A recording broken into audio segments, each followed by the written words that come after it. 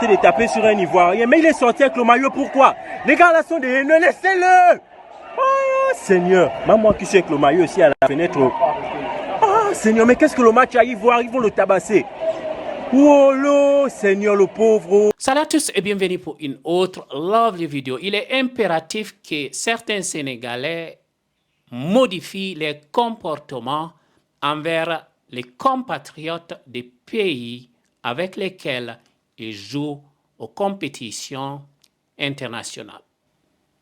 Cette photo remonte à 2012, au stade Léopold Sédar Senghor de Dakar, lorsque les Ivoiriens ont remporté la victoire face au Sénégal.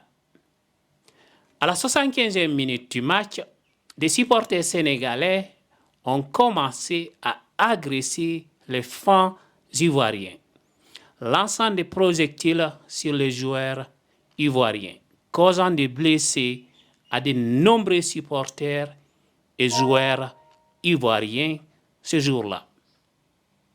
La même violence a été commise par les mêmes Sénégalais lors des qualifications de la Coupe du Monde de football de 1994 aux États-Unis. Lorsque les Marocains ont battu le Sénégal ce jour-là, 3-1, la violence a encore éclaté au stade et aux alentours, faisant également de nombreux blessés chez les Marocains. Le 29 janvier 2024, c'est-à-dire hier, la Côte d'Ivoire a éliminé le Sénégal lors des qualifications pour les quarts de finale de la Coupe d'Afrique des Nations à Yamoussoukro, la capitale politique de la Côte d'Ivoire. Après une égalité 1-1 avant les tirs au but, la Côte d'Ivoire a remporté la séance 5-4, provoquant des réactions négatives des Sénégalais dans leur pays. Un Ivoirien arborant les couleurs de son pays a été pourchassé dans une ruelle de Dakar et violemment agressé par une foule de sauvages. De taper sur un Ivoirien, mais il est sorti avec le maillot, pourquoi? Les gars là sont des haineux, laissez-le! Oh Seigneur, même moi qui suis avec le maillot aussi à la fenêtre. Oh Seigneur, mais qu'est-ce que le match à Ivoire, ils vont le tabasser. Oh là, Seigneur le pauvre. Ah Seigneur. Au cours de cette même compétition de la CAN, les Sénégalais ont agressé des Guinéens vivant au Sénégal, y compris des personnes âgées. Et c'est malgré leur victoire contre la Guinée par 2-0.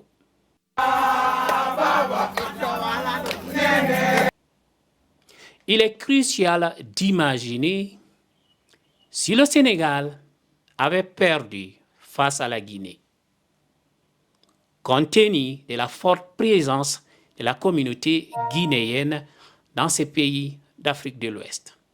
Une communauté arborant fièrement les maillots de l'équipe nationale de Guinée partout où ils vont au Sénégal. Quand vous allez au Sénégal, vous verrez les Guinéens souvent porter les maillots du Sili. Il faut rappeler ceci, connaissant les Sénégalais, que les agissements de ces individus violents ne représentent pas les 12 millions de Sénégalais. Mais il est nécessaire que le gouvernement de ces pays les éduque sur le fair play dans le football. Les Sénégalais, ils sont partout dans le monde. Vous trouverez des Sénégalais partout dans le monde, notamment en Côte d'Ivoire, où il y a même des marchés exclusivement sénégalaises.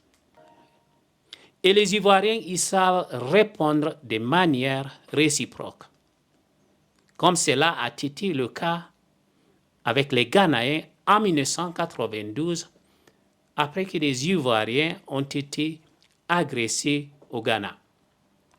Il est impératif de changer ces comportements. Le football n'est pas une guerre, mais un terrain où le fair play doit prévaloir. Donc les Sénégalais doivent changer les façons de faire. Ils doivent changer les façons de se comporter lorsqu'ils perdent un match ou lorsqu'ils gagnent un match en face de leurs adversaires. Nul ne détient le monopole de la haine, de la xénophobie, du racisme ou de la violence. Personne ne veut voir de la violence. Personne ne doit encourager la violence. Nous voulons tous qu'il y ait la paix entre Africains. Nous voulons tous qu'il y ait la paix, surtout entre Ouest-Africains. Merci d'avoir regardé cette vidéo. N'oubliez pas de la partager avec vos amis dans les groupes Facebook et WhatsApp. À très bientôt. Ciao.